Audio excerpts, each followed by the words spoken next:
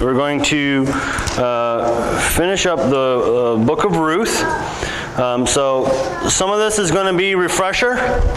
Some of this we've talked about before. What we're going to do today is we're going to tell the story in its entirety. Okay? I'm not going to do a whole lot of reading because me just standing up here and reading you a story may not be that entertaining and people will start to nod off.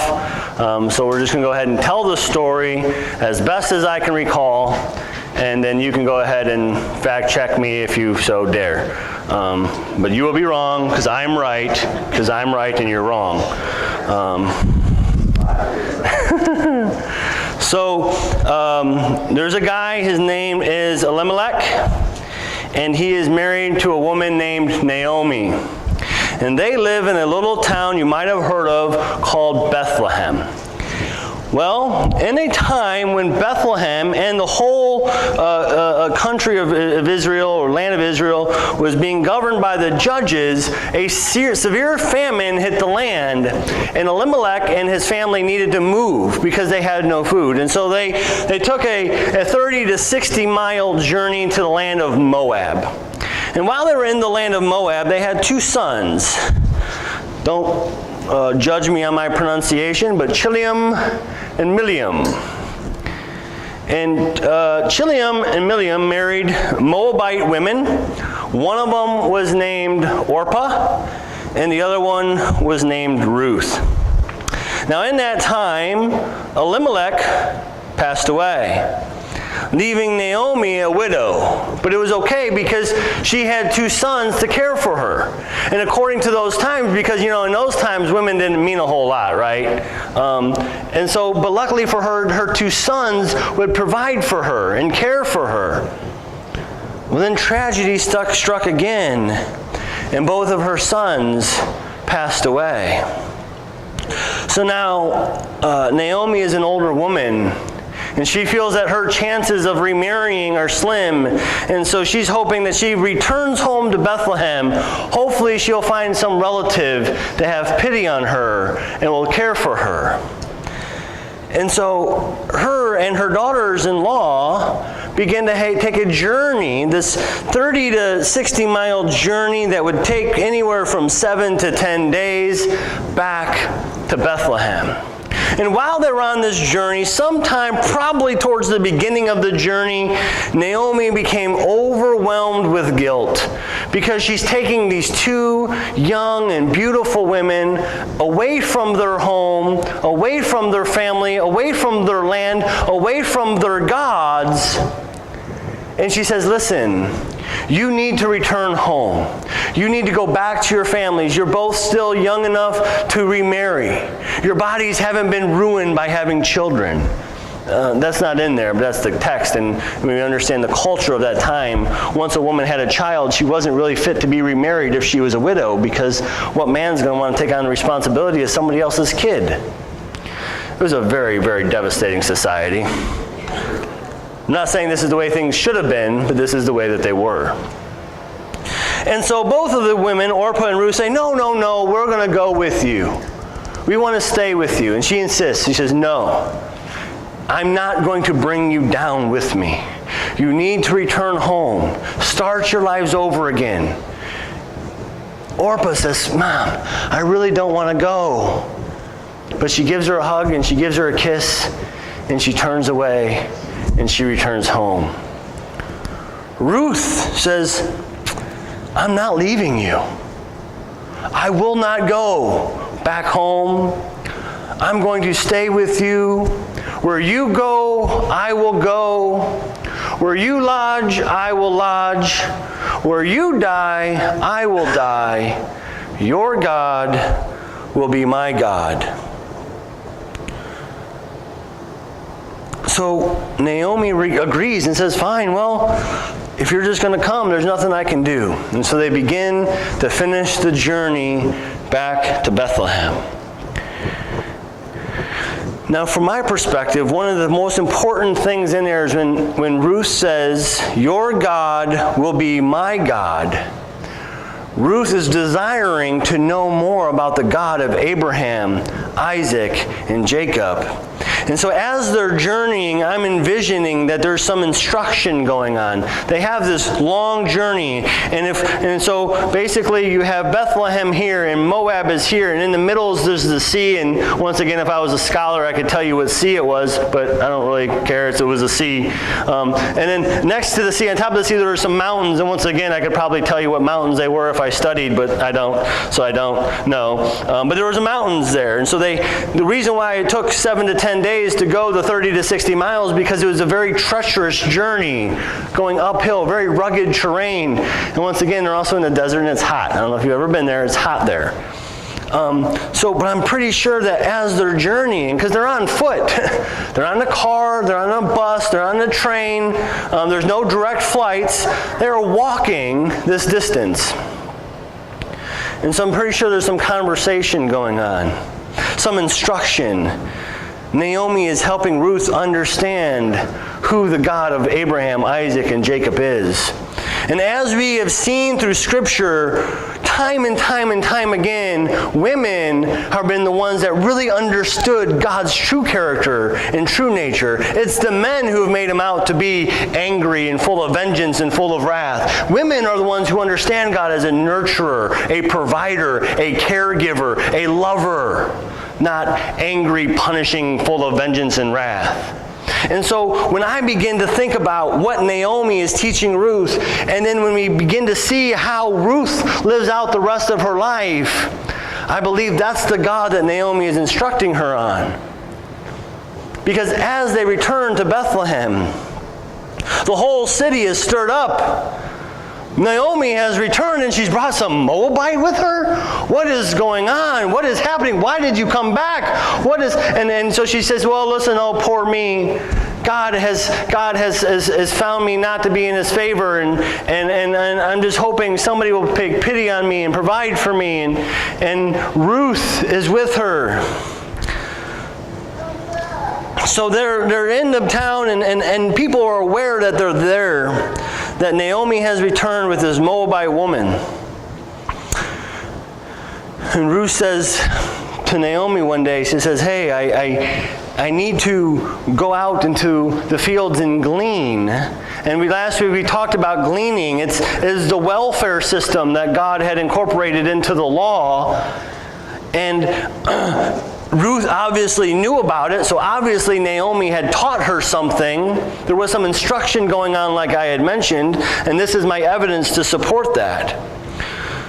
But Ruth goes out to glean, not for herself. She goes out to glean to provide food for her mother-in-law, who is at this point in time probably very tired from this journey. She's advanced in age, and it's hard for her to go out in the hot sun all day, walking through the field, hoping she can find some grain that was left behind.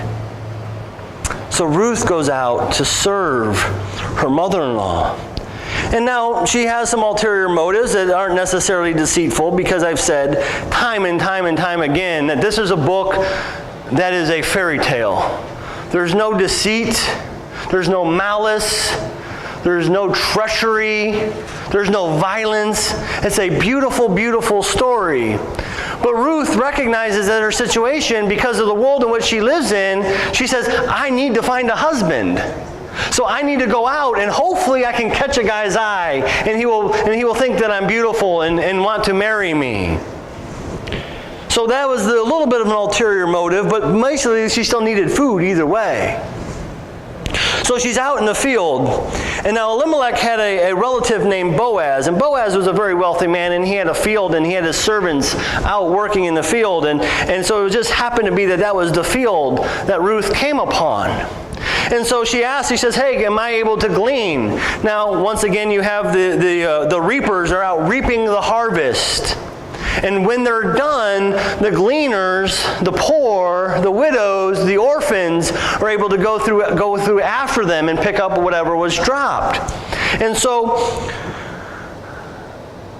they say, yes, you can, but you have to wait for us to finish. So she's over in the house, the servant quarters, waiting for them to finish. And Boaz is kind of tending, and he says, hey, who's that woman sitting over there? They say, well, that's Ruth. She's the Moabite woman who returned with Naomi. And now he goes and says, hey, what are you doing here? She says, well, I'm hoping to glean. I'm just trying to get some food to take care of myself and my mother-in-law. And verse 10, he says, then she fell in, or he says, verse 9, he says, let your eyes be on the field which they reap, and go after them. Indeed, I have commanded the servants not to touch you. When you are thirsty, go to the water jars and drink from what the servants draw. Then she fell on her face, bowing to the ground, and said to him, why have I found favor in your sight, that you should take notice of me, since I am a foreigner? Boaz replied to her, all that you have done for your mother-in-law after the death of your husband has been fully reported to me, and how you left your father and your mother and the land of your birth and came to a people that you did not previously know. May the Lord reward your work, and your wages be full from the Lord, the God of Israel, under whose wings you have come to seek refuge. Then she said, I have found favor in your sight, my Lord, for you have comforted me, and indeed have spoken kindly to your maidservant, though I am not like one of your maidservants. So then at mealtime, Boaz makes a meal, and he gives her food where she's able to have, she's full, right? And then she takes them home. So like last night, funny story, so last night we took Dort to an Amish meal, an Amish country. And we ate a lot of food. And Brittany and I were very uncomfortable on the ride home because we ate way too much food. We should have just boxed them up and had lunch today, but no, we decided to just gorge ourselves full of food. And that's kind of what happened here. Boaz provided her with so much food that she became full and still had enough to take home, leftovers to take home for her mother-in-law. And then he says, by the way, oh, that's not all. Go out into the field and take whatever you can find. And hey guys, hey servants, break her off some of the stuff that you had just harvest and give it to her and let her take that home too. So not only is she taking what she can glean, she's actually taking some of the harvest that was harvested. Boaz is providing for her. And why is he found favor, or why is she found favor in his sight? Because of the character of the person of which she is had been reported to him. So she returns home, and she gives all this food to her mother-in-law. Say, hey, I'm too full. I could barely eat breakfast this morning because I was still pretty full from yesterday. I did, because, of course. I'm not gonna miss a meal. It's just absurd. Whether I'm hungry or not, I'm eating. I'm going to lunch after too. So, but either way, where was I? Ruth.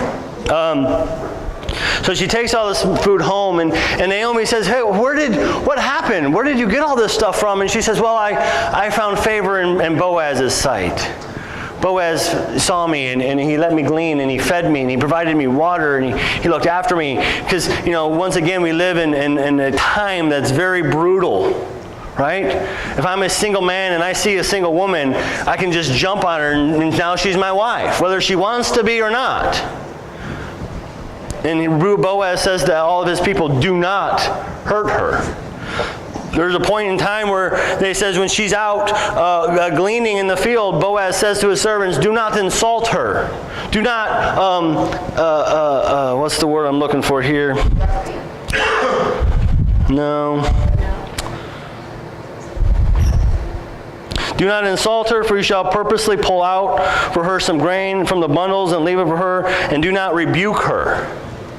So it's obvious to me that when the people are out the gleaning, the poor, and they're out gleaning, that the servants and the reapers are basically standing there watching them, making fun of them, insulting them, casting stones upon them for being poor. Oh, look at you, stupid poor person, picking up my leftovers. Ha ha ha, I'm great, I'm strong, and you're weak and poor.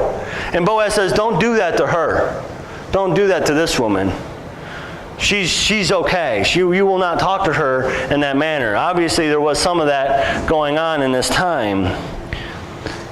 And so Ruth reports all this to Naomi. And Naomi's thinking, I think he likes you. I think he likes you. Ruth and Boaz sitting in the tree. And so so Ruth is like, well, Mom, what do I do? Like, I've never, I don't know how to date. I don't know how to court, especially inside of your traditions and your customs. What am I supposed to do? And she says, well, listen, tonight Boaz is going to be at the threshing floor, winnowing all the wheat that was harvested, and he's going to be eating, and he's going to be drinking. Now, there's two ways to a man's heart right there: alcohol and food. Alcohol's bad, don't drink. And she says, well, you want to wait until he's nice and full and nice and drunk. It says that. I'm not making it up. It's in there. And then he's going to get tired. And he's going to fall asleep next to the wheat. This is what you need to do. Take a bath. Do your hair, put on some nice fancy makeup, put on your best dress, get a mani-pedi, you know what I mean, get a facial, get all prettied up. Yep. And then you're going to go there. Once again, I'm not making it up. I mean, I added some details, but all that's in there. Okay? Fact check me if you want. And when you go there, and he's going to be asleep, uncover his feet while he's sleeping, and then lay down at his feet. When you say, well, what is that? Like, what kind of weird custom is that? And I don't know if you've ever watched The Office, in the later episodes when Dwight goes back home on his farm and they have all these weird customs, they're sitting around and if you throw the feet of a dead crow at a girl that you want to court, and if she doesn't do anything, she doesn't want anything, but if she smashes them with her foot, that means she's interested in being courted. It's just these funny. So what kind of custom is this that you uncover a man's feet while he's sleeping? Well, it's not. What happens when you're asleep and your feet get uncovered? Your feet get cold and you wake up because your feet are cold. And then when he wakes up, what does he see? He sees this beautiful woman laying at his feet. Whoa, hey, it's my lucky day. What are you doing here? And she says, oh, I'm just looking for a place to lie. And once again, nothing bad happens. She spends the night with him, but nothing inappropriate takes place. She sleeps at his feet. He says, what are you doing? She says, I was just hoping that you would share your covering with me. So he goes, okay. So he covers his feet, covers her up, so she has a nice warm blanket to sleep on, and they spend the night together, her laying at his feet. And once again, he just says, man, he just falls in love with this woman. He says, this is what I'm going to do. Once again, just take some more food. Take some more food, and she holds out her cloak. She opens up her cloak, and he just fills it with wheat. And she returns it home, and Naomi's made it there. She says, what happened? Tell me. I was like, well, how women like to gossip. I'm not making that up, okay? Women like to gossip. It's a fact. It's something that happens, okay? Don't get mad at me. Tell me. Does he have a car? What's that song from Grease, right? How's that go? Come on, I'm not the only one who's seen Grease. Tell me more, right? Yeah. So basically that's what happens. And so she tells her, and she says, I did exactly like you told me. He woke up just like you said he would. He shared his blanket with me, and we fell in love. In a sense, once again, I'm adding some details. But Boaz has a conflict because the land that is due to Elimelech's inheritance needs to go to somebody in Elimelech's line. The problem is because the customs and the patriarchal system at the time, it can't go to a woman. So Elimelech's land does not go to Naomi because, women can't own stuff. That's absurd. Who would allow such a thing? So it goes to his sons. Well, both of his sons are dead. But because women are property, whoever inherits the land has to inherit Ruth as well. And so Boaz is like, listen, this is a great situation because I love you. I don't want you because I have to. There's a spark between us. There's something between us, but I'm not next in line for the property. Somebody else has rights to this land before me because he was a closer relative to Elimelech than I was. So this is what I need to do. I need to go find him. And if he's willing to redeem the land and redeem you with the land, I'm sorry. There's nothing I can do about it.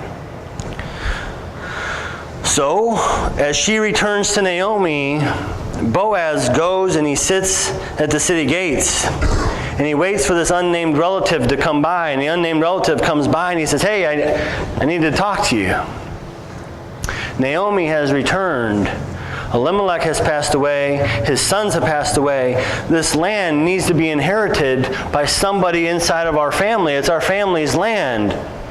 Will you take the land? And oh, by the way, a wife comes with the land. And the guy's like, man, that's a pretty sweet deal, but look, I got my own deal going on. This will jeopardize my inheritance because I got this woman here and her family is really well off. And once again, I'm adding some details here. Just kind of what would jeopardize his inheritance? Obviously, there's a woman that he's after that has a greater inheritance than this land, that if he gives up on this woman to go get this woman, he's going to lose. He's not going to have as much. And so he says, listen, I will waive my right to the land. I will not redeem the land. Go ahead and redeem the land and redeem Ruth as well. And then he takes his shoe off and hands it to Boaz. That's one of the weird customs. It's in here. I don't understand. Now, this was a custom in the former times in Israel concerning the redemption of land, the exchange of land. To confirm any matter, a man removed his sandal and gave it to another. This was the matter of attestation in Israel. So the closest relative said to Boaz, buy it for yourself, and he removed his sandal. Then Boaz said to the elders and all the people, you are witnesses today that I have bought the land of Naomi that belonged to Elimelech and that belonged to Chilium and Milium. Moreover, more important than the land, I have acquired Ruth the Moabitess. Boaz doesn't necessarily care about the land, he cares about the woman. This isn't a business deal for him. This is love. Him and Ruth are in love with each other. And once again, this is a Disney fairy tale. It's a love story. Name me a Disney fairy tale that doesn't start out with a tragedy. Somebody dies. Mufasa is betrayed by his brother and he's thrown out. That's the only one I know. But I know there's a lot of them and they all start basically the same way, right? The Little Mermaid makes a deal with the evil octopus and loses her voice for her feet or something like that. And yeah, Cinderella's, I know that's a story, but I don't know what it's about. But whatever. But I know it's there. Snow White, Cinderella, aren't they all the same? No? They're different? Okay, whatever. I know Anna and Elsa, but once again, it starts out with like Elsa hits Anna with the bolt of ice and her heart freezes and they go to the little gnome people and they heal her or something. I don't know. But anyway, this story starts out with tragedy. And then we end with this great redemption, this great love story where these two characters, they live happily ever after. But it doesn't end there. Because even though the name of the book is Ruth, and Ruth is a vital character, and we can pull out all these examples of what a great person Ruth was. This is the story of Naomi. Because now that Ruth is married off, that's all well and good. But now the problem is Naomi is all by herself. Who's going to care for Naomi? Naomi's alone. But then Ruth and Boaz have a baby. And they name the baby Ovid. And now they need somebody to help take care of the baby. They need a nanny. Well, Ruth's like, hey, I know a lady who's looking for some work. She needs a place to stay. She needs food. Let's let Naomi. And so it says, in verse 19, it says, then Naomi took the child and laid him in her nap and became his nurse. So in the end of the story, not only is Ruth redeemed, but Naomi is redeemed. Now Naomi is going to have a place to live. She's going to have a roof over her head, food in her belly. She's going to have people to help. She's going to have a purpose. She's helping raise this child. And if we recognize that Obed is not just a child, Obed is the grandfather of David. once again, we have Ovid. Ovid grows up and has a son named Jesse, and Jesse grows up and has a son named David. David kills Goliath. David becomes the greatest king Israel has ever known, the great king of redemption, the great king of reconciliation. And his grandfather was nursed and cared for by Naomi. This is a great story. It's a beautiful story. It's a fairy tale. It's a tale of redemption. It's a tale of a woman who just did everything the right way, had upstanding character, constantly, time and time again, did the right thing and was rewarded for it. This is a story of God's people and how God's people go through life and go through the world, forgiving, redeeming, reconciling. This is the story of Ruth. Amen?